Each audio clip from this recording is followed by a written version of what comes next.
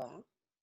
Iniciando a gravação da aula, a gente vai ter uma aula então de gerenciamento de risco de projeto. E vamos lá então. O que é gerenciamento de risco? Todo projeto tem risco, tá? Independente do tamanho, do tempo, do escopo, todo projeto são riscos. E a área de gerenciamento de risco tem como objetivo, aumentar a probabilidade e o impacto dos eventos positivos e reduzir a probabilidade de impacto dos eventos negativos. Tá? O que isso significa? Significa que quando a gente trabalha com risco, a gente não pensa só no que pode dar errado. A gente pensa também nos que a gente chama de eventos positivos, que são as oportunidades. Então, quando a gente trabalha essa área, a gente pensa, eu estou no meio de um projeto, surgiu uma oportunidade, é a área de gerenciamento de risco que trabalha essa oportunidade. Ou, realmente, é um risco negativo do meu projeto, eu também tenho que trabalhar esse risco negativo.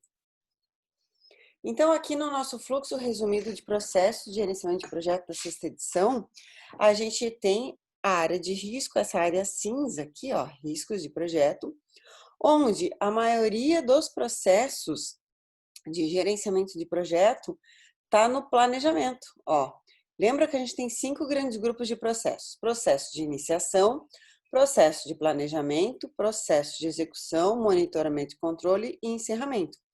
Nesse grande grupo de processo de planejamento, a gente tem a maioria dos processos, justamente porque a área de risco é uma área que se planeja muito, né? Sempre tentando prever o que pode acontecer.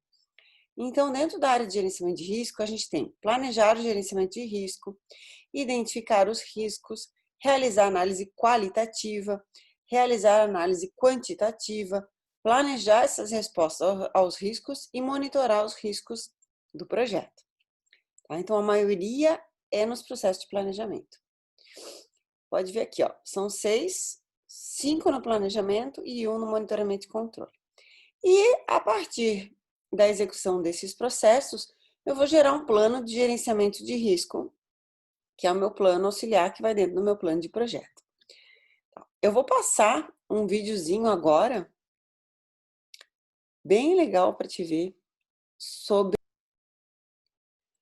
Bom, então assim, quando a gente fala em gerenciamento de risco, ele é um evento ou uma condição incerta que, se ocorrer, tem um efeito em pelo menos um objetivo do projeto. Então, todo projeto tem risco, são os principais causadores de crise, mudança, insucesso, né? Riscos que não são mapeados pode até causar o cancelamento do projeto. Só que tem aquela velha frase, né? Não há oportunidade sem risco, assim como não há risco que carregue consigo uma oportunidade. Então, o que acontece? Vamos pensar o seguinte: estamos vivendo um momento de pandemia, certo? Olha as oportunidades que, claro, é uma época horrível, né? A gente está passando por situações de tristeza, perdas, mortes, mas se a gente olhar a nível de oportunidade, né? Quantas empresas não estão ganhando dinheiro com essa pandemia? Né? Empresas de trabalho remoto, ferramentas de trabalho remoto, né? Então, a questão das pesquisas em vacina. Então, sempre tem um outro lado da moeda que se tem que analisar quando você identifica essa questão de riscos. Tá? Então, e os riscos, como eu comentei, incluem tanto as ameaças, né, quanto as oportunidades. Os riscos incluem incerteza, imprevisto, imponderável, acidental, motivos de força maior causados pela natureza ou pelo homem. Né? Então, tudo isso a gente tem que identificar. É claro que eu duvido que alguém tenha identificado uma pandemia nos seus projetos, né? Porque simplesmente apareceu, cancelou vários projetos, aí tem muita gente, né? Vários negócios.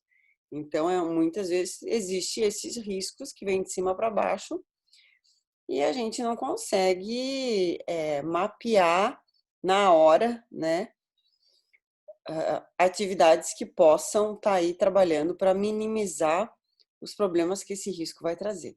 Né? Isso pode acontecer. Vamos lá, qual é o papel do OGP? Planejar e desenvolver um plano de gerenciamento de riscos, identificar os riscos do projeto, desenvolver estratégias de respostas, incorporar gerenciamento de risco no processo de planejamento e desenvolver na equipe do projeto as boas práticas. Não precisa ser tudo o GP a fazer, mas ele tem que puxar essas ações. né? Ele pode ir lá, desenvolver alguém com a equipe do projeto e trabalhar em cima dessa equipe, conversando com a equipe, fazendo com que a equipe pense sempre em itens que pode acontecer dentro do projeto. Aí a gente vai para o primeiro processo, que é planejar o gerenciamento dos riscos. É um processo que a gente vai definir como é que a gente vai conduzir esse planejamento. Tá? Então, dentro de um plano de gerenciamento de risco, tem geralmente uma metodologia que vai definir que tipo de abordagem, como é que eu vou trabalhar, eu tenho fonte de dados de projetos que já foram trabalhados para me olhar os riscos que já aconteceram em projetos passados, papéis e responsabilidades, eu vou definir a liderança, suporte, participação da equipe, vou ver o orçamento, se eu posso colocar recursos em cima o curso em cima desse orçamento, prazos, né? E eu posso também categorizar os riscos, que é o que eu vou te mostrar agora. Então, eu tenho lá, EAR é a estrutura analítica de riscos. Então, aqui tem alguns autores que já pensaram nos futuros riscos dos projetos. Então, por exemplo, esse autor, ele coloca que o meu projeto pode ter riscos técnicos, riscos externos, riscos organizacionais, riscos de gerenciamento de projeto mesmo. Então, na parte de riscos técnicos, né? Em cima de requisitos, tecnologia, complexidade, desempenho, qualidade.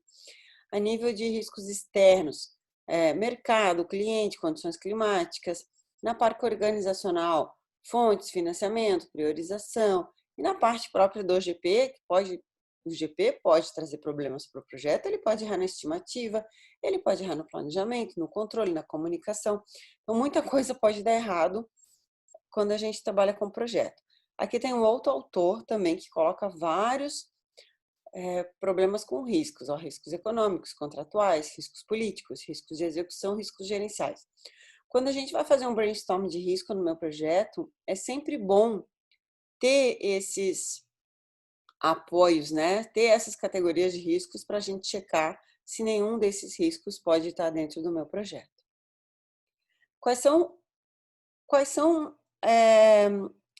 Como que eu posso identificar esses riscos, tá?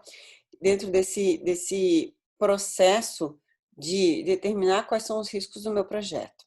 Então, aí tem uma lista. Ó. Eu posso trabalhar com revisões de documentação ou ter uma lista de verificação. Então, por exemplo, eu só trabalho com projetos de TI. Eu posso fazer uma lista e já identificar tudo que pode dar errado dentro do meu projeto. Né? Um escopo mal feito, as reuniões que não são desenvolvidas, o cliente que não está vindo nas reuniões. Então, eu posso fazer uma lista de verificação e checar a partir até de projetos antigos. Brainstorm, né, que é onde eu junto todo mundo, toda a minha equipe numa sala e cada um dá a sua opinião de quais são os problemas que eu posso ter em projetos. Entrevistas com as partes interessadas, com especialistas. Análise de causa raiz, que é uma ferramenta da qualidade de processo que identifica um problema e a partir daquele problema ele vai identificando as suas causas. E tem a análise SWOT, que é forças, fraquezas, oportunidades e ameaças. Conhece alguma dessas aí, Júlia? Não, não conheço. Não? Tá, então nem análise SWOT? Não. Tá, então vamos lá. Essa aqui, ó, é a análise de causa raiz, tá? Essa aqui também chamada de espinha de peixe ou diagrama de Ishikawa. Ishikawa é um grande membro da qualidade de processo, qualidade total, tá? Então, muitos anos atrás, ele instalou um programa de qualidade total, onde ele criou essa ferramenta, por isso que se diz que é diagrama de Ishikawa. E se chama também diagrama espinha de peixe, porque ele tem um desenho de um peixe, onde tu coloca aqui a raiz do teu problema, né? Nesse caso aqui no exemplo, eu quero ter uma boa apresentação, tá? Essa aqui é a raiz do meu problema. E aqui eu posso ter nas pontas tópicos, né? Então, eu quero ter uma boa apresentação em relação ao meu design, objetividade, domínio do tema, simplicidade, conhecimento público, e aqui eu vou colocando tudo que está vinculado a esses tópicos aqui, que eventualmente pode ser uma causa deste meu problema raiz, tá? E assim eu posso usar também para me identificar problemas do meu projeto. Então, esse é o diagrama espinha de peixe. Essa aqui é a análise SWOT. A análise SWOT é uma ferramenta da administração, tá? Se tu for abrir uma empresa, sempre dentro dos planos de negócio de uma empresa tem uma análise SWOT, que é tu analisar o teu mercado, os pontos fortes, as oportunidades, ou do teu negócio, tá? Então, eu tenho um negócio, então eu identifico dentro da matriz SWOT meus pontos fortes, meus pontos fracos, minhas oportunidades e as minhas ameaças, que está aqui do lado, ó. Pontos fortes, pontos fracos, oportunidades e ameaças. Aí eu trouxe um exemplo aqui da Disney, dos projetos da Disney, tá? Desculpa, dos parques da Disney. Então, quais são os pontos fortes do parque da Disney? O parque é o melhor parque do mundo, a estrutura é eficiente, o serviço é atento aos detalhes. Então, esses são os pontos fortes. Quais são os pontos fracos? Busca constante por erro zero e tempo de espera na fila, né? Que isso a gente sabe que é o maior problema da Disney. Quais são as oportunidades? Sempre criar novos brinquedos e estar se atualizando constantemente para as pessoas poderem voltar. Quais são as ameaças? Os ataques e os possíveis surgimentos de concorrentes à altura. Né? Então, isso aqui, rapidinho, é uma análise SWOT no parque da Disney. Então, para identificar riscos, eu posso fazer uma análise SWOT do meu projeto. Identificar os pontos fortes, os pontos fracos, as ameaças e as oportunidades. Tá? É uma outra ferramenta que a gente usa também bastante. Agora, para o nosso projeto, o primeiro trabalho que eu quero que tu faça é tentar listar 15 riscos para o teu projeto. Tá, depois que tu identificou, o que a gente vai trabalhar? A gente vai fazer uma análise que a gente chama de análise qualitativa. Tá? A análise qualitativa, ela identifica o impacto e a probabilidade do risco acontecer. O que é o impacto? O impacto é assim, ó. O quanto esse risco vai me impactar se ele acontecer, tá? Então, aqui, a gente identifica assim, claro que aqui eu coloquei os valores, tá? 1, 3 e 5. Então, 1 quando o impacto é baixo, 5 quando o impacto é médio, 3 quando o impacto é médio e 5 quando é alto. A mesma coisa com a probabilidade. Qual é a probabilidade desse risco acontecer? É baixo, médio ou alto? 1, 3 ou 5, tá? Porque esse processo, ele faz a priorização do risco através da combinação da probabilidade e o impacto, tá? Então, a gente vai trabalhar dessa maneira aqui. Tu vai pegar esses teus riscos, os 12, 1, 2, 3, 4, 5, 6, 7, 8, 9, 10, 11, 12, e vai colocar 1, 3 ou 5 na probabilidade, 1, 3 ou 5 no impacto, e vai fazer a probabilidade versus o impacto. Tipo esse aqui, ó, 5 vezes 1, 5, 3 vezes 1, 3, entendeu? Sim, entendi. Não, ele é bem simples, tá? Só que tu tem que medir. Para cada um dos itens, tu pergunta: esse risco aqui, vamos pegar um exemplo: coronavírus. Qual é a probabilidade dele acontecer? Se a gente tivesse antes da pandemia, a gente ia dizer: não, é muito baixo, ia colocar 1. Mas o impacto dele, altíssimo, né? Colocar 5. Então, 1 vezes 5, 5. Entendeu? Então, agora o que eu preciso? Que tu monte uma tabela como essa, coloque todos os teus riscos e verifique a probabilidade 1, 3 e 5 para o impacto e a probabilidade, tá bom? Sim, vou fazer. Tá, eu vou ficar aqui te aguardando então.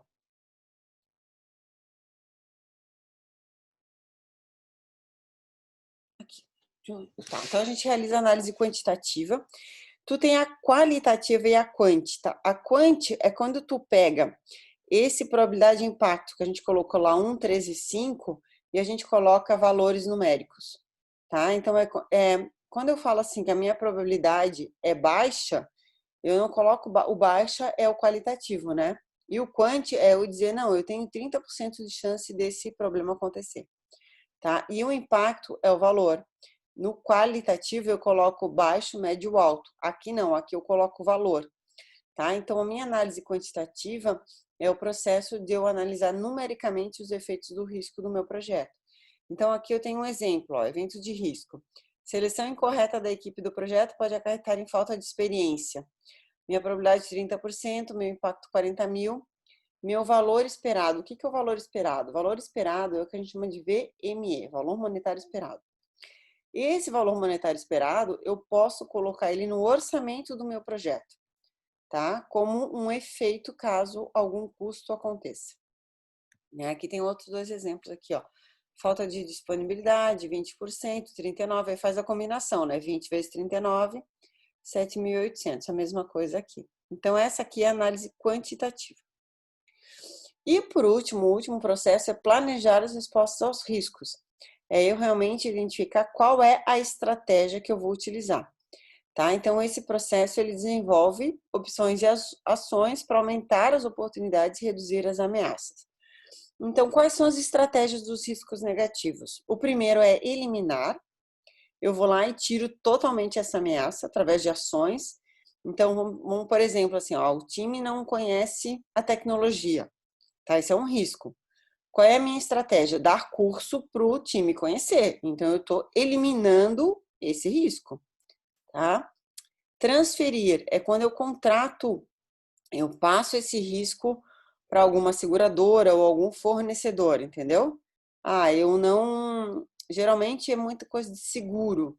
Funciona mais ou menos como o seguro do carro. Se eu bater o carro, eu quero ter um seguro, eu quero ter alguém que pague para mim. Então, eu pago para uma seguradora. Eu posso fazer isso também a nível de projeto, tá? Mitigar é minimizar.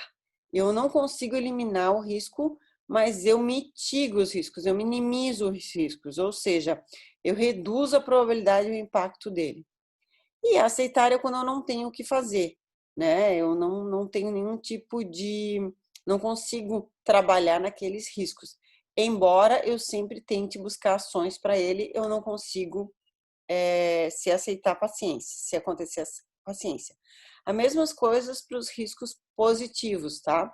Eu posso explorar esse risco, essa oportunidade.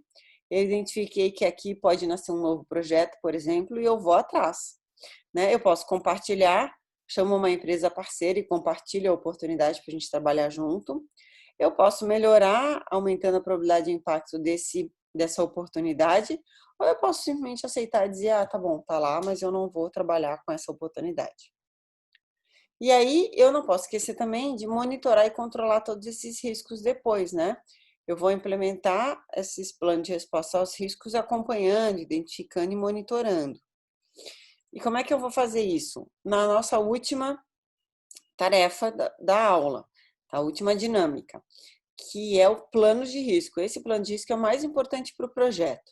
Então, eu vou pegar todos aqueles riscos que tu identificasse, mas, na verdade, eu vou trabalhar os riscos que tiveram maior probabilidade de impacto.